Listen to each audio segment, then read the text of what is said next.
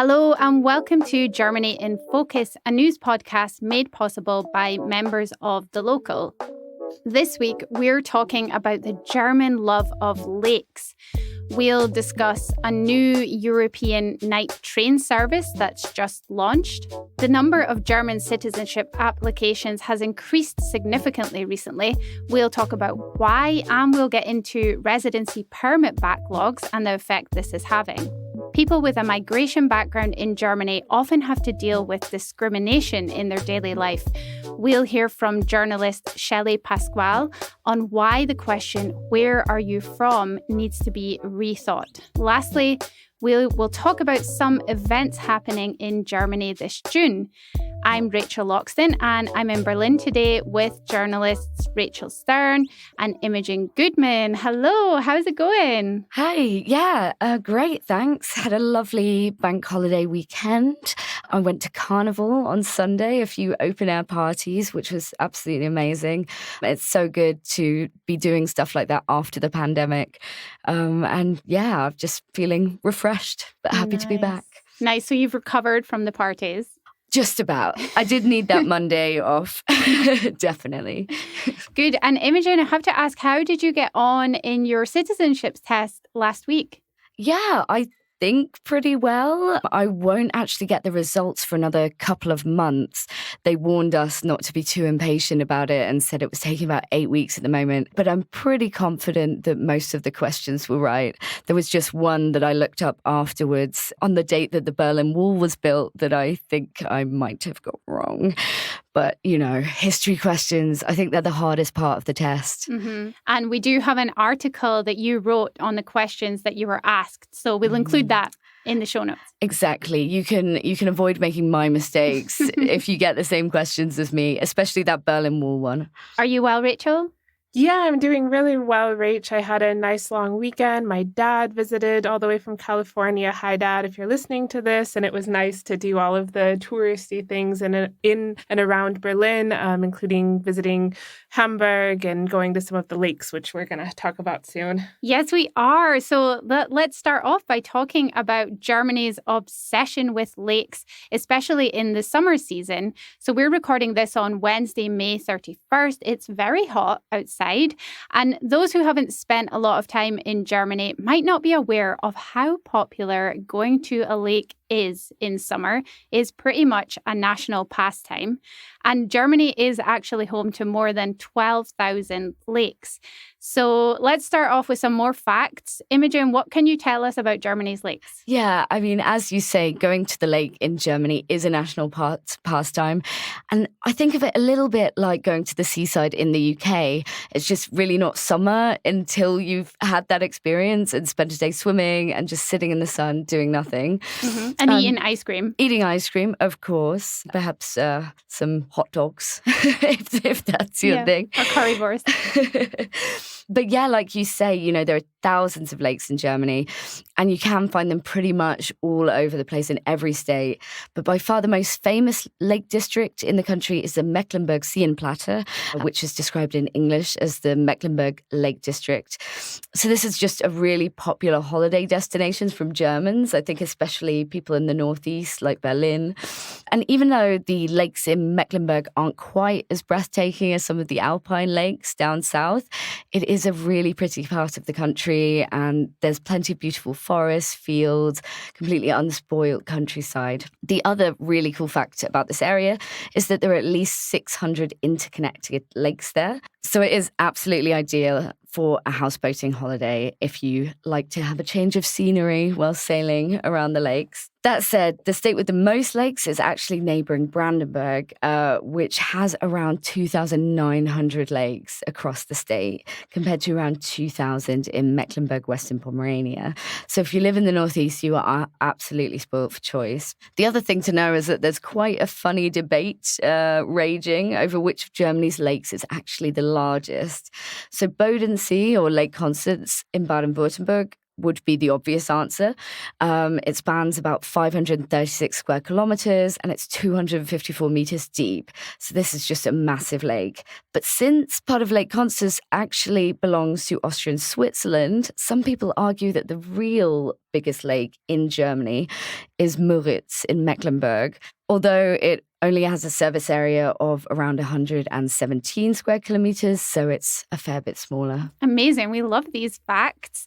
And are they safe to swim in, Rachel, the lakes? Yeah, Rach. So year after year, Germany's environmental agency has said that around 95% of German lakes have a safe water quality. So you can definitely spend as much time as you want in them without having to worry about it. But in recent years, German health authorities have also said that a few lakes that are on shores with a lot of plants and birds around have these tiny larvae, which can cause a red skin inflammation. And so they say that if you are by a lake that has a lot of greenery around it or animals, that you just should shower or bathe as soon as you finish going for a swim. And if you're worried about a particular lake, then of course, check with your local health agency. Really good advice. And what tips would you give someone heading to one of Germany's beautiful lakes? Well, I'd say that first and foremost, make sure you pack plenty of drinks and snacks and a comfortable blanket, because going to the lake in Germany is usually a day-long activity. And secondly, well, as Rachel said, most of the lakes in Germany are safe for bathing. You might just want to look out for any signs designating a protected natural area or Naturschutzgebiet. These are areas where swimming can actually damage the wildlife and spoil the natural landscape and habitats. So there's often a designated bathing area, which will be signposted, where you can swim instead. Actually, at my local lake, Plötzensee in Berlin, most people tend to ignore the swimming ban in the protected wildlife area. So they've recently had to resort to putting up big signs warning people that there are sharks in the water, though obviously there aren't. Great. And Rachel, what are your tips? Yeah, so I would say to avoid going on the weekend or holidays, just because as you can imagine, the lakes get really busy during that time. And so I try to either go before noon or after 6 p.m. since it stays so light out. And I think if you are going to a lake during a particularly popular time, then choose a lake that's a little bit bigger, like Wannsee, because then you're more likely to be able to stake out a spot and still go for a dip. Yeah, and I would say one thing about Germans going to lakes is they are always so prepared. A lot of them, they take a kind of trailer with every single thing under the sun just to prepare for the lake. So you'll never be as prepared as the Germans, I believe. Definitely not. They often bring hammocks as well. Absolutely. You know, they create a whole special den in the forest at the lakeside, and they're there for the long haul. It's quite impressive. Yeah, I was at Schlachtensee this past weekend, and there were Germans who had set up these tent cities where they even had music playing and a table with all sorts of foods as though they were about to camp there for a week, even if it was just for 2 hours. Yeah. And one thing I would also say is be careful and look out for wild boars, because it can happen that they are in the woods if you're around a lake and there's lots of greenery. And it has happened in the past that they come and steal your stuff. So that is something to watch out for, as well as various other wildlife. Those wild boars emerging from the sea, you definitely got to watch out for those. Yeah, they've done that too, haven't they? Yeah, the Baltic Sea. Yeah, there's all sorts of wild boar stuff going on here. The jaws of Germany. Yeah, exactly. Do you have a favorite lake, Imogen? I do. I'm actually a big fan of Steckliner See in Brandenburg, which is absolutely stunning. It's beautiful water, often pretty warm in summer and surrounded by pine forests that are just so typical of this part of Germany. And the brilliant thing about going to this lake is that it's actually situated next to the beautiful, very historic village of Neuglobsau. So it makes this perfect day out. You can walk around this historic village and then enjoy a dip in the lake. And funnily enough, I actually went to Stecklener and then bought Der Stecklen, a book by Fontana, the German writer, without realizing that I'd been to Stecklener. I'd stopped there on a bike ride. So it's got a special place in my heart for this coincidence. And it's a really great book as well, if anyone's interested in reading it. Very cool. Yeah, and I have a soft spot for the Alpsee near Schwangau in Bavaria. I visited a few years ago also as part of a long bike ride, and it really felt like something out of a fairy tale with crystal blue waters and mountains in the background. So very idyllic. Stunning. I would recommend Tegernsee in Berlin. It's a really, really gorgeous lake, lovely clear waters. And I really like it because there's a little stall where you can get chips and ice cream. And there's also a little toilet. So it's a really nice one. It's easy to get to as well. As we get into the warmer months, many of us will be thinking about taking a trip, but don't really want to go to the hassle of booking a flight or going to the airport, especially because it's really expensive at the moment. So step forward, night trains.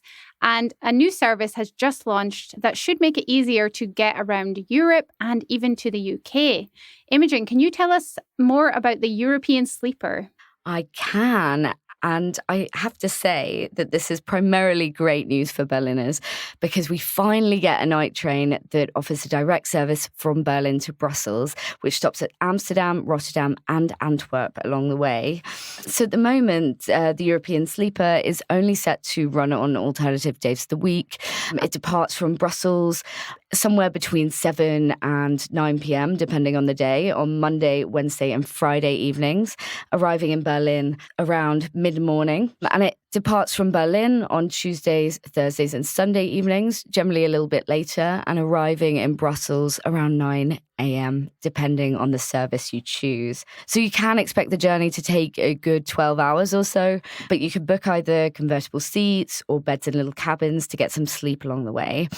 So if you just don't really mind about sleeping, a seat will set you back around €69. But I have to say, that doesn't sound that comfortable on a 12-hour journey. Mm-hmm. If you do want a convertible seat that converts into a bed or a bed in a 6-bunk cabin, I believe that those are around €109 per ticket. And for a private cabin, all of your own, which sounds very luxurious, you'll be probably expected to shell out at least €200. Okay, and how is it now easier to get to the UK? Well, I do already have friends who travel by train between Berlin and the UK, but it really is a slog. And they often have to wait hours overnight for a connecting service from Brussels, even camping in the station for hours on end. Luckily, this service matches up pretty well with the Eurostar connections from Brussels to London, and especially if you're travelling back from the UK to Germany. Generally, there's only an hour wait between chains, which gives you a bit of a buffer, but isn't too long to just get a coffee. In fact, if you're lucky, you can do the full journey in between 14 and 16 hours. And the great part is that you can spend most of that sleeping. So for people who aren't that keen on flying, this is really great news. And are there plans to extend this service? Yeah, if the service is popular enough, European Sleeper have said they're really hoping to make it a daily service at some point, even as soon as 2024. Excellent. Thank you so much. Let's move on and talk about the reasons why so many people are becoming German at the moment. Figures released this week show that in 2022, around 168,500 foreign nationals became German citizens, and that's the highest number of naturalizations recorded within a year since 2002. Rachel, what do we know about the increase? That's a good question, Rach. So the number of naturalizations in Germany last year increased by around 37,000 or 28% compared to the previous year. And it was actually the Syrian nationals who made up a third of the increase, so about 48,300 people. And under the current citizenship law, those who want to become German citizens can do so after 6 years of residence in Germany if they meet certain requirements, like having special integration achievements or educational or professional accomplishments. So that timeline lines up with the big wave of immigration that Germany experienced during the refugee crisis between 2014 and 2016. So a lot of Syrians for the first time in 2022 were meeting the requirements. So, of course, the normal citizenship route is 8 years, but it's reduced to 6 years in cases of special integration. As the law stands, of course, that will change probably in future. That's right, Rach. According to a new draft law, the time could be reduced to 5 years if they meet those requirements. And what other nationalities are being naturalized most in Germany?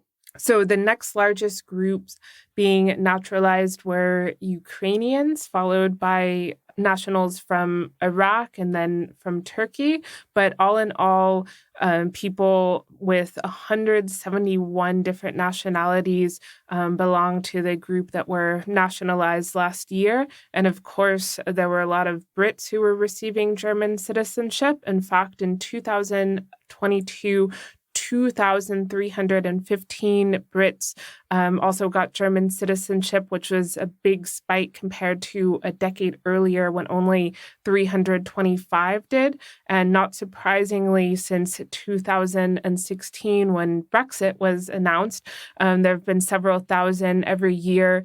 And that number peaked in 2019 with a total of 4,930 naturalizations.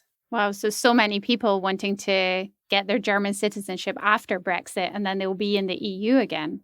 Exactly. So why were naturalizations so high in Germany in 2002? Well, it's interesting because at the beginning of the decade, there was also a legal change in Germany reducing the number of years you needed to have of continuous residence in Germany from 15 to 8. And that was the number of years you needed in this country to receive citizenship, assuming that you met all of the requirements. And the period was also reduced for children and spouses of German nationals. So the number of naturalizations rose significantly at the beginning of the new millennium in Germany after an amended law in 2000 to lower the required period of continuous residence in Germany from 15 years to 8. So a lot of people decided that that would be the time for them to apply for citizenship. And of course, they received citizenship, and also the required period of residence for children and spouses of Germans was also reduced. So this group of people jumped on the boat in order to get their citizenship. Really interesting because, as we mentioned, there is another law change expected soon, right? Yes, absolutely. And this is also, I would say, almost on a bigger scale than the changes we saw in 2002. You know, the dual nationality or allowing the holding of multiple nationalities, that is going to open the doors for so many people, just like in 2002 when people were suddenly able to naturalize in much less time. And of course, we also know that the time is going to be reduced yet again. Currently, it is 8 years. It's going to be reduced to 5 and even 3 in exceptional circumstances. So many more people will be eligible. And I think we're already seeing the applications start to ramp up. Thank you so much for that, guys. We did hear last week in our citizenship-themed episode about problems at immigration offices with application delays. But unsurprisingly, it's also affecting residency permits. A report this week said that foreigners' offices are seriously struggling to keep up with permit applications from skilled workers. Imogen, what effect is this having? Well, this is a pretty bad issue for Germany to have at a time when it's desperate to attract as many skilled workers as possible into the country. It basically, in a nutshell, means that the process of approving visas or residence permits has just become painfully slow, which has the knock-on effect, of course, of limiting the number of people who can enter the country each year. But it's also creating huge headaches for migrants because there's a huge amount of uncertainty about whether they'll be able to renew their visas or get granted a residence permit in time, especially if they're already in the country and worried about accidentally overstaying, or perhaps expecting to start a new job by a certain date, or even a university course, which obviously can't be moved or pushed back. And how long is the wait generally for people? Well, that partly depends on whether you're allowed to enter the country first and then apply from Germany, or whether you have to apply from your home country. So we know that a fair few nations like the UK and the US have deals with the EU that mean they can enter Germany without a visa and make an application to stay for longer. Apparently, this process is currently taking an average of 3 to 4 months, which is incredibly stressful if you're only technically allowed to stay in the country legally for 90 days without a visa. Having said that, applying from abroad can take much, much longer.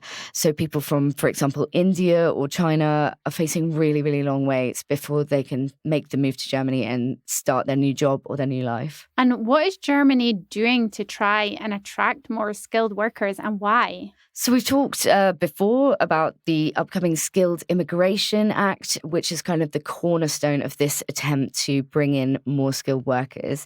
It's basically all about making it much easier for people with a degree or a certain amount of work experience to move to Germany. That's mostly going to be done with the introduction of a new points-based system where people can earn points towards their application. For example, if they speak a little bit of German and they have either training or experience in a certain field. But there are also plans to make recognition of qualifications easier, do things like simplify the blue card application process, not to mention all the reforms to citizenship laws, which we've just mentioned, that should make it way more attractive for immigrants to stay in the country. Really, the background to all this is that Germany is facing an absolutely dire worker shortage in pretty much every field and industry, largely because of this massive retirement wave among the baby boomer generation that's happening at the moment. So just last year, companies in Germany has had 630,000 vacancies that went unfilled. And the Federal Employment Agency estimates that Germany needs at least 400,000 people to come to the country each year in order to plug the gap, though some experts say the real number is over 1 million. So this isn't just a problem for companies. It's one of the key reasons why people, for example, can't find a plumber and why Germany keeps missing its house building targets. And ironically enough, a lack of staff is also a key problem in the Foreigners Office, which is causing delays to people's visa applications. Yeah, it sounds really bad. Thanks for that, Imogen. People in Germany who have a migration background can face various forms of discrimination in everyday life. And one question that can bring up mixed feelings is, where are you from? And it can sometimes lead to, where are you really from? Shelley Pascual, a communications specialist, journalist, and former reporter at The Local, wrote in an article 5 years ago about why people should stop asking this question in Germany. She's been thinking about this more and wrote another article for us recently as she gets ready to welcome her first child into the world. We'll hear from Shelley in a moment, but first, let's have a quick chat about a recent survey on discrimination reported by people with a migration background in Germany. Rachel, what were the findings? According to a survey released in April by the Bertelsmann Foundation, more than 1 in 3 people with a migration background, meaning foreigners or children of foreigners, say that they've felt discrimination either very often or often in the past 12 months. And a further 13% of the population said that they felt discriminated because of their ethnic origin, meaning because of their language, their name, their religion, or just because they come from another country. And we have asked readers of The Local, most of whom are foreign nationals in Germany, about their experiences regarding discrimination. That's right, Rach. So we've done 2 reader surveys in recent years, both about discrimination in the housing market and in the workplace. And in both situations, readers have told us that they feel they've been discriminated against either directly or because they have a foreign-sounding name, and they say that people perceived as typically German have gotten preferential treatment. Let's hear from Shelley, who's based in Passau in Bavaria, but was born in Canada to Filipino parents. I started off by asking Shelley to tell us a bit about herself. I'm Canadian. That's how I identify, though I feel very European, which might sound strange to some, but it's because I've lived here quite a long time. I've lived in Germany since 2012, so just about 11 years. I mean, having said that, it was about a year where I did my master's in the UK. So more or less, I say I've lived in Germany for over a decade now. So you have been in Germany a long time, and I know that you speak fluent German, but you wrote in a recent article for The Local that even if you did get German citizenship in future, you think that you would always be considered a foreigner here. Can you share more about your thoughts on that? Yeah, I mean, it's a tricky one, I think, and it's very personal, and I'm sure not everyone feels that way. But for me, it's more a feeling. You know, I've lived in now 4 very different German cities, from Niedersachsen, Lower Saxony, all the way now in Bayern. And everywhere I've lived, I've never gotten really close to feeling German. So I've kind of come to the conclusion, although this could change, but kind of comes to the conclusion that it's, no matter how well I speak the language or how integrated I am or how many German friends I make, there's still this feeling of always being a bit of an outsider. And one thing that sort of always perpetuates that is just this question that I often get. And I know it's coming from a good place. Usually when people ask, like, where are you from? I just feel like there's an assumption behind that question, which is that I can't possibly be German, because I guess if you assume someone is German, you might ask that question a bit differently, for instance, right? But as I did mention in the piece, just recently, this was just, I don't know, right before the piece was published, the weekend before, there is some light at the end of the tunnel because someone did assume and think I was German. And I was so taken off guard that I didn't know what to say. I was a bit shocked, but happy. And that was like the very first time after 11 years that I was mistaken for German. So I guess if more and more instances like that were to happen, that'd be definitely a good thing. I'd love to see that happen. Mm-hmm. And you wrote a bit about your son who is coming into the world very soon.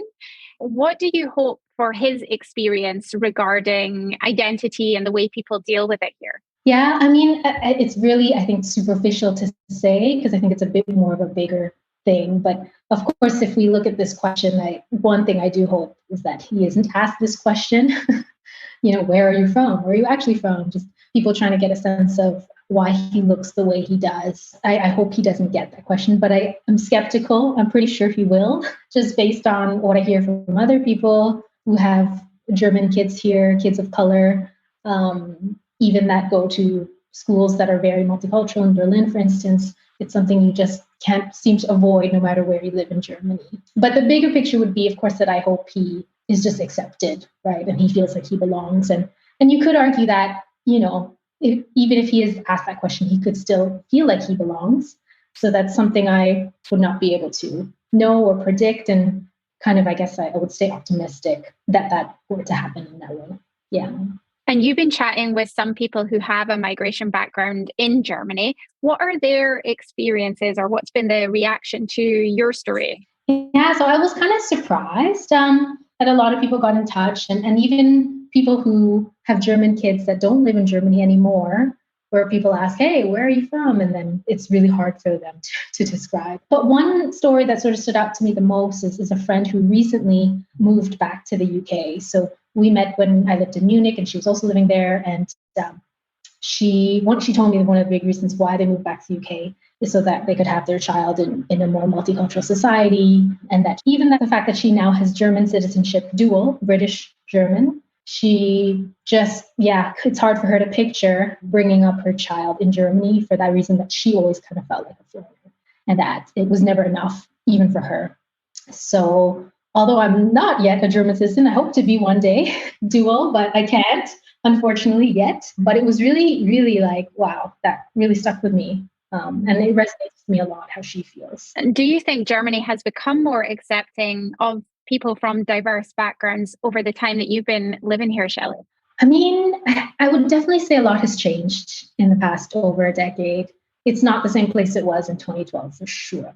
And I've always felt more or less welcome here, which is a good thing, regardless of being asked that question now and then. But and it is good to see, like on German television and German Netflix series, for instance, you see more and more people of color, which normalize it, which I think is really good. And I just want to see that continue in that direction. But I think, like, for instance, in professional settings anyway, I still know so many people, like friends and acquaintances who were born and raised in Germany, but have a migrant background from Poland, from Syria, that are still known as like that token Polish colleague, no matter what they do, no matter how, I mean, their native language is German, and their colleagues still sort of refer to them in that way. And I think that definitely will take time, but I hope with, maybe like pieces like these that we're bringing these issues to the fore, that mindsets could change. That's what I'd love to see. And hopefully not decades from now, but years from now, in the next few years. Absolutely. And I also wanted to ask Shelley, how do you think Germany could get better at tackling discrimination? That's a very big question, I know. Oh, that's a super good question. I mean, I think it starts with me too, like there have been times where I've been lazy when people do ask that question and, I can't be bothered to explain or tell them. But it would help, if I open my mouth and say, hey, and just even if it's one sentence to let them know that, hey, that wasn't appropriate or I'm not comfortable with that. And maybe you can consider saying this a certain way. Because on the other hand, the other kind of feedback I got from the piece were Germans themselves who were like, thank you for writing that, because it's something that I had never thought about. And I never realized this question could possibly be offensive to people. So I was really glad to kind of get that feedback from people, because for those who had never even realized it was an issue, now they know, and I guess are more aware of it. So it's kind of a societal thing. If we're all more aware, I guess, and I hope it will get better. That was so lovely to hear from Shelley there. We'll include her articles in the show notes. And of course, we wish her all the best with her Elternzeit. So we are into a new month. So let's talk about what events are happening across Germany this June. Imogen, what are you excited about this month? Well, by the time this podcast comes out on Friday, it will actually be the first day of Hessentag, which runs from June 2nd all the way through to the 11th. If you haven't heard of it before, it's basically a big cultural festival and a celebration of all things Hessian. And this year is particularly special as it's the 50th anniversary of the first ever Hessentag way back in 1973. So the location changes every year, and this year it's being held in a little town called Pfungstadt, which is a bit of a tongue twister and is located not too far from Darmstadt in the south of Hesse. So there'll be music, beer, performances, food, a little Schlager festival, and even a parkour challenge, which is going to be based on the TV show Ninja Warriors, which is basically the German version of Gladiators. So that sounds really, really fun. I'm going to recommend Fête de la Musique, which originally started in France, but is also known as World Music Day, and it takes place in Berlin on June the 21st. And so streets, parks, and venues will host live music performances from all kinds of genres and backgrounds. You should definitely check this out, guys. It's amazing.